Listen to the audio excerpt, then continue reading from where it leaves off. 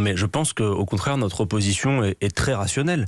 Quand je vous dis que le patrimoine des plus riches a augmenté, a doublé en un quinquennat, mais qu'il y a plus de pauvres, M. Mabrouk, si vous voulez quelques chiffres, y compris sur des mesures prises par M. Macron, j'en ai 3 à vous citer qui, je pense, sont édifiants. Sur, par exemple, la suppression de la taxe d'habitation. Ce sont les 20% les plus riches qui ont capté 50% des gains.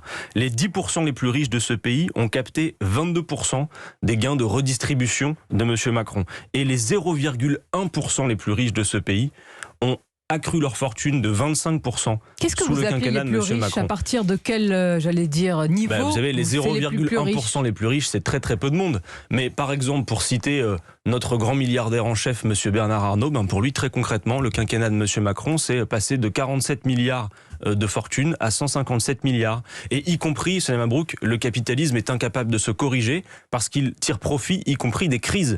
Vous avez vu que ces milliardaires ont accru leur richesse en pleine crise Covid de 30%. Parlons et c'est la valeur de son entreprise pour Bernard Arnault. Non mais attendez, Non mais si je vous réponds supportez, sur non mais cela. M. Mabrouk, si Non, vous, non mais je vous réponds sur ce que vous dites. j'entends ce que vous me dites aussi, mais si vous supportez qu'en France, on puisse gagner en 6 secondes, je les ai presque laissés là, les 6 J'ai secondes. bien compris. En 6 secondes, ce que gagne un travailleur moyen en toute une vie de labeur. Mais Moi, je que pense qu'on ne fait pas une répondez-vous, société comme ça. Puisque vous êtes responsable politique, vous agissez sur les actions et les faits. Revalorisation de la prime d'activité, baisse de l'impôt sur le revenu, notamment pour les classes moyennes et les plus défavorisées. Tout cela a été fait au cours de ce quinquennat.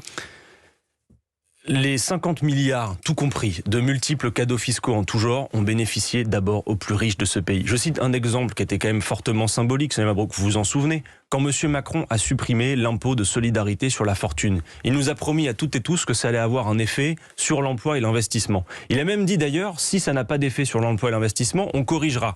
Madame Schiappa, que je prends de nouveau à témoin ce matin depuis votre micro, avait elle-même dit en 2018, si la suppression de l'impôt de solidarité sur la fortune n'a pas d'effet sur l'emploi et l'investissement, c'est Madame Schiappa qui parlait, je proposerai son rétablissement. Très bien Madame, séance tenante, rétablissez-le. Parce que France Stratégie, ce n'est pas un organisme qui peut être suspecté d'être proche des insoumis. Et précisément, ils viennent de dire que la suppression de l'ISF n'a eu aucun effet sur l'emploi et l'investissement. Quand vous dites les plus riches, est-ce que vous admettez que parmi les plus riches, vous avez cité